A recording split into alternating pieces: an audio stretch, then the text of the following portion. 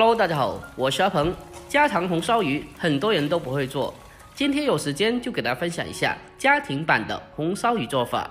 按照我这样做出来的红烧鱼，吃起来鲜嫩入味，不但下酒又下饭。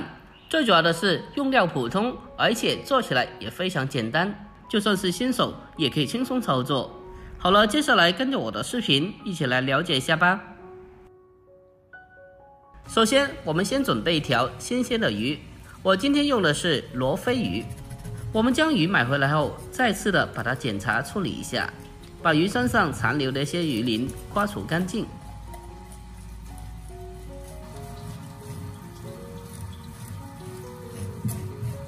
我们将鱼鳞处理干净以后，接着再把腹腔也清洗一下。鱼的腹腔里面会有一层黑膜，一定要将它认真的刮除干净，不然吃起来会发苦哦。我们将罗非鱼处理干净以后，接下来再用菜刀在鱼背上打上花刀，打上花刀可以让鱼更好的成熟和入味。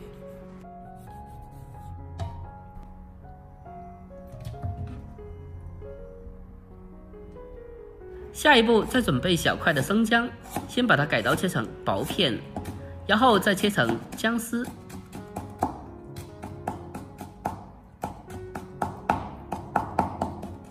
切好后，先给它装起来备用。再准备2颗小葱，清洗干净以后，把它改刀切成小葱段。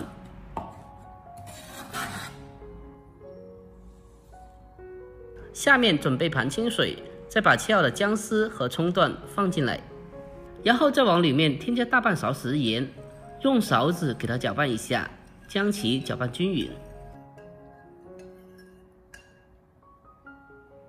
接着再把处理好的罗非鱼放进来，用姜葱水给它浸泡一下，可以很好的去除鱼的腥味，而且吃起来也会更加好吃。我们先把鱼浸泡20分钟备用。接下来我们再准备些许需要用到的小料，准备几颗大蒜，先用刀给它拍一下，然后再把它切成蒜末。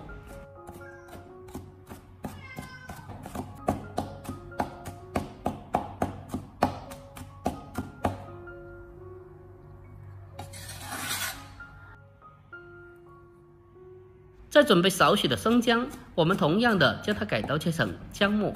我们在烹饪过程中添加少许的姜蒜，不但能够去腥增香，而且还可以让鱼吃起来更加好吃。最后我们再准备少许的小葱，将它改刀切成小葱花。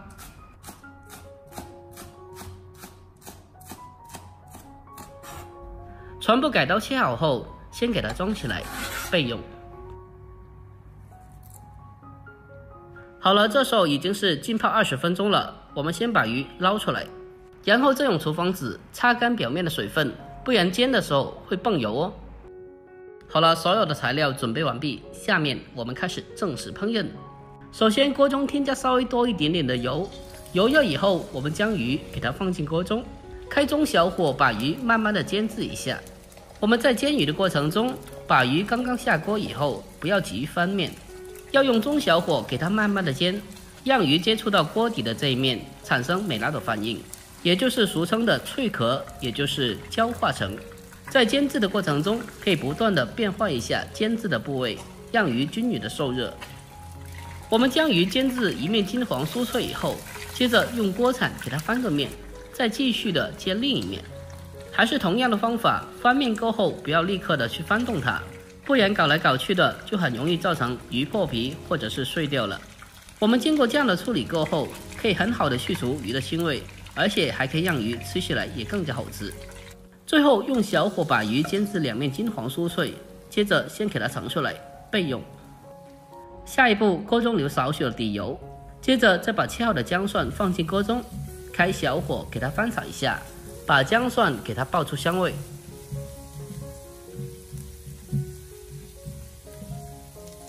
把姜蒜炒香以后，紧接着再往里面添加大半勺的郫县豆瓣酱，然后再继续的开小火给它不停的翻炒，把酱料炒出红油，炒出酱料的香味。我们将豆瓣酱炒香以后，紧接着再把煎好的鱼重新的回锅，然后再沿着锅边烹入少许的米酒，进一步的去腥增香。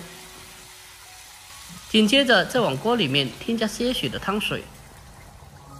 好了，下一步开始调味，往里面添加适量的鸡精，还有一点点的白糖提鲜，再往里面添加适量的食盐，还有蚝油，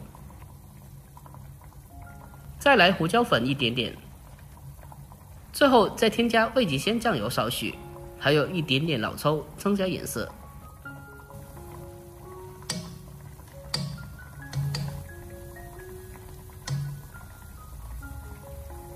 我们将鱼调味够后，接下来扣上盖子，用中火给它焖煮大概6到7分钟左右，让鱼更好的入味。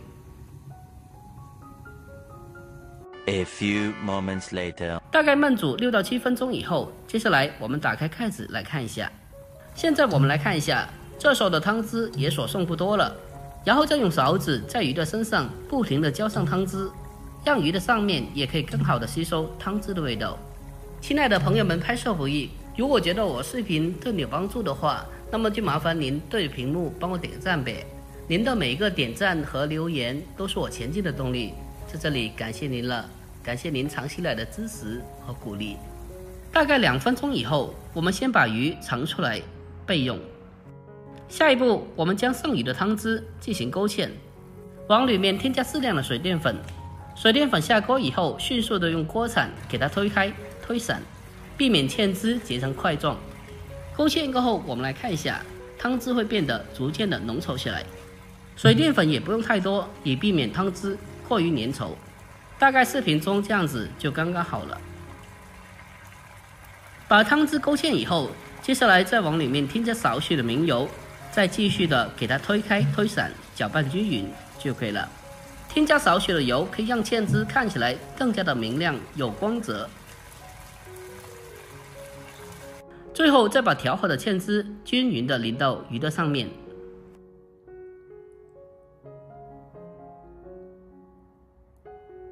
有条件的话，最后再撒上少许的葱花或者是香菜点缀一下就可以了。就这样，这道非常好吃又美味的家常红烧鱼就制作完成了。这样做出来的红烧鱼吃起来外焦里嫩，而且特别的入味好吃。最关键的是一点的腥味都没有，吃起来不但下酒又下饭。最关键的是做起来也非常简单，就算是新手也可以轻松操作。如果您平常也爱吃鱼的话，那么这个做法可以收藏起来，改天也试做一下。好了，今天视频就到这里，喜欢的记得点赞、关注、留言并转发哦。关注我，关注天天相见厨房，我是阿鹏，我们下期再见吧，拜拜。